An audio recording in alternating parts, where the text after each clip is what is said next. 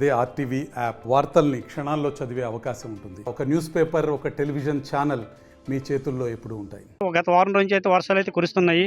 ఈ వర్షాలు కురిసే నేపథ్యంలో అయితే మాత్రం వాగులు, వంకలు, చెరువులు అయితే మాత్రం ఉధృతంగా ప్రవహిస్తున్నాయి.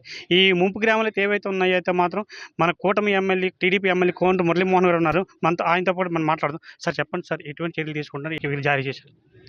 రాజాం నియోజకవర్గంలో చాలా గ్రామాలు మునిగిపోవడం జరిగింది ఈ వర్షం వల్ల.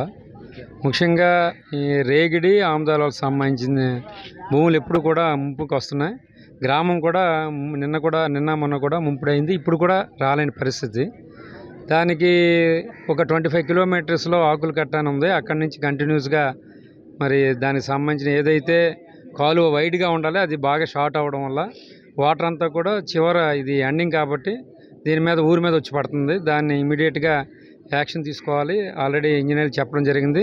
దీన్ని గౌరవ ముఖ్యమంత్రి గారి దృష్టికి తీసుకెళ్ళి ఇమీడియట్గా దీని మీద యాక్షన్ తీసుకోవడం జరుగుతుంది.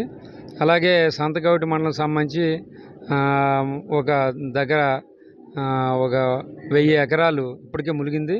అలా ఓవరాల్గా చూసుకుంటే 1500 ఎకరాలు రాజాం నియోజకవర్గంలో ఈ 3-4 రోజుల వర్షాల వల్ల మరి రైతులు ఇబ్బంది పడే పరిస్థితి, పంటలు పోయే పరిస్థితి ఉంది. వాటిని ఎమ్యురేషన్ చేయిస్తున్నాం. అలాగే ఇప్పటికే తహసీల్దార్లు, ఎండిఓలు, అలాగే concerned agriculture department, irrigation department అందరూ కూడా ఫీల్డ్ మీదకి వెళ్ళి ఎంక్వైరీ చేయడం జరుగుతుంది. వాటిని గవర్నమెంట్కి పంపిస్తాం. డెఫినెట్గా దాని మీద చర్యలు తీసుకోవడం జరుగుతుంది. వారు ఏవైతే ఇబ్బంది పడుతున్నారో వారిని ముఖ్యమంత్రి దృష్టికి తీసుకెళ్ళి వారికి కాంపన్సేషన్ వచ్చే విధంగా కూడా చేస్తాం. అలాగే రేడికి సంబంధించి ఏదైతే ప్రతి సంవత్సరం కూడా మరి ఇబ్బంది పడుతున్నారో, ఊర్లోకి కనీసం సంవత్సరానికి 10 రోజులు రాలేని పరిస్థితి ఉంది.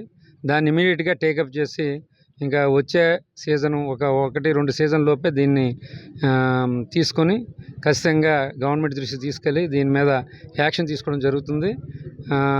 ఇంకా ఇబ్బంది లేకుండా చేయాలనేది ప్రజల కోరిక. డెఫినెట్గా చేయడం జరుగుతుంది.